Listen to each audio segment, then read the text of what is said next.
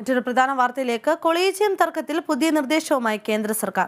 കൊളീജിയത്തിൽ സർക്കാർ പ്രതിനിധിയെ ഉൾപ്പെടുത്തണമെന്നാവശ്യപ്പെട്ട് കത്ത് ചീഫ് ജസ്റ്റിസിന് കേന്ദ്ര നിയമമന്ത്രിയാണ് നൽകിയത്. വിവരങ്ങളുമായി ഇപ്പോൾ നാഷണൽ ഡെസ്കിൽ നിന്ന് അജി കുഞ്ഞുമോൻ ചേരുന്നു.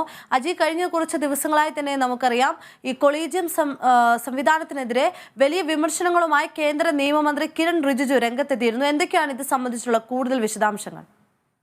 കൊളീജിയം സംവിധാനം എന്ന തെറ്റായ ഒരു പ്രയോഗമാണ്. അത് ആദ്യം തന്നെ തിരുത്തിക്കോട്ടെ. 22 ജഡ്ജിമാരുടെ നിയമനം സംബന്ധിച്ചുള്ള ഒരു തീരുമാനത്തിലാണ് ഇപ്പോൾ ഈ കേന്ദ്ര സർക്കാർ ഇപ്പോൾ വലിയ രീതിയിൽ ഇടപെടൽ, അതായത് കേന്ദ്ര സർക്കാർ ഇടപെടുന്നില്ലെന്ന് കാട്ടി ഈ സുപ്രീം കോടതിക്ക് കടുത്ത അതൃപ്തിയുള്ളത്.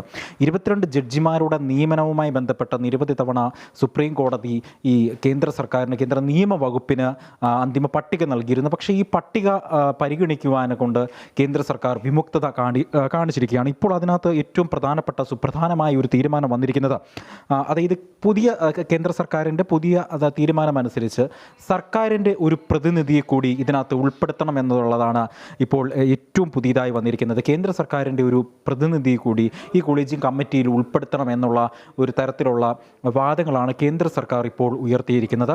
അതുതന്നെയാണ് രാജ്യം ഉറ്റുനോക്കുന്നത്. കാരണം വലിയ ഗൗരവമായ ഒരു വിഷയം തന്നെയായിരുന്നു. സുപ്രീം കോടതിയെ സംബന്ധിച്ചിടത്തോളം നിരവധി തവണ കേന്ദ്ര സർക്കാരിനോട് ആവശ്യപ്പെടുന്ന ഒരു സാഹചര്യം, ജഡ്ജിമാരുടെ നിയമനം എത്രയും വേഗത്തിലാക്കണമെന്ന് പലതവണ ആവശ്യപ്പെട്ടിട്ടും അതിനകത്ത് വിമുക്തത കാണിക്കുന്ന കേന്ദ്ര സർക്കാരിൻ്റെ ഈ നടപടിക്കെതിരെ കോടതി കടുത്ത ഭാഷയിൽ തന്നെയാണ് വിയോജിപ്പ് രേഖപ്പെടുത്തിയിരുന്നത്.